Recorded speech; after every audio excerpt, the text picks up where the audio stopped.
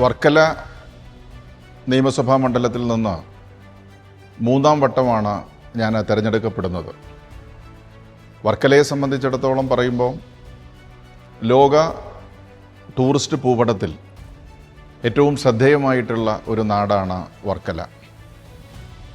അതുപോലെ തന്നെ ശ്രീനാരായണ ഗുരുവിൻ്റെ സമാധി സ്ഥലം ഉള്ളതും വർക്കലയിലാണ്, ശിവഗിരിയാണ്.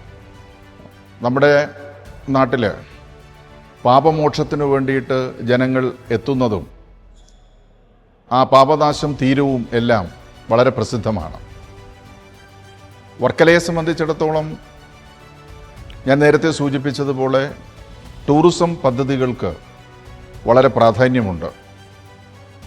ലോകത്തിൻ്റെ വിവിധ ഭാഗങ്ങളിൽ നിന്നും ആഭ്യന്തരമായും നിരവധി ടൂറിസ്റ്റുകളാണ് വർക്കലയിലെത്തുന്നത്.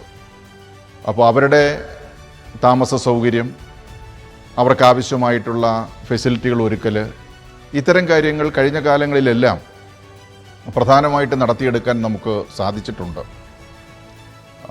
സർക്കാരിൻ്റെ വക ഗസ്റ്റ് ഹൗസ് ആണെങ്കിലും റെസ്റ്റ് ഹൗസ് ആണെങ്കിലും അതെല്ലാം നമുക്ക് പൂർത്തീകരിച്ച് ഒരു നല്ല നിലയിലേക്ക് കൊണ്ടുവരാൻ വേണ്ടിയിട്ട് സാധിച്ചിട്ടുണ്ട്.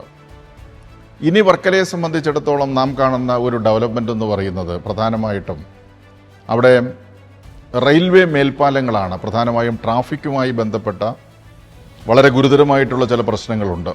ഗേറ്റ് അടച്ചുപോയാൽ 40-45 മിനിറ്റെല്ലാം ചില പീക്ക് അവേഴ്സിൽ വണ്ടി ട്രാഫിക് വലിയ വിഷയത്തിലേക്ക് വരുന്നുണ്ട്. അപ്പോൾ റെയിൽവേ മേൽപ്പാലങ്ങളാണ് അവിടെ പ്രധാനമായിട്ട് വരേണ്ടത്.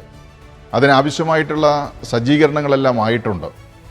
ഇപ്പോൾ ഗവൺമെൻറ് അതിനാവശ്യമായിട്ടുള്ള ഫണ്ട് കൂടി അനുവദിക്കപ്പെട്ട് കഴിഞ്ഞാൽ നമുക്ക് വർക്കലയെ സംബന്ധിച്ചിടത്തോളം ഏറ്റവും പ്രധാനപ്പെട്ട കാര്യങ്ങളിൽ ഒരു പരിഹാരം ഉണ്ടാക്കാൻ വേണ്ടിയിട്ട് നമുക്ക് സാധിക്കും.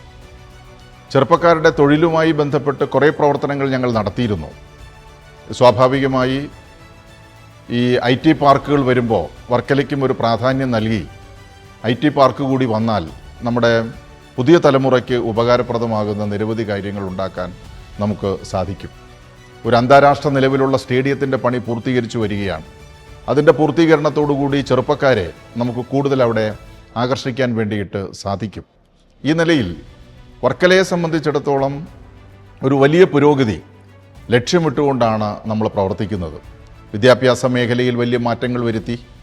ഇനിയും ചില കാര്യങ്ങൾ കൂടി വിദ്യാഭ്യാസ മേഖലയിൽ നടത്താനായിട്ട് നമുക്ക് അവശേഷിക്കുന്നുണ്ട്. പക്ഷേ എങ്കിലും മെച്ചപ്പെട്ട നിലയിൽ വിദ്യാഭ്യാസ രംഗവും ആരോഗ്യരംഗത്ത് താലൂക്ക് ഹോസ്പിറ്റൽ എന്നുള്ള നിലയിൽ വലിയ കെട്ടിട സമുച്ചയം, ഏതാണ്ടൊരു 40-45 കോടി രൂപയുടെ വലിയ കെട്ടിട സമുച്ചയത്തിൻ്റെ പണി നടന്നു വരികയാണ്.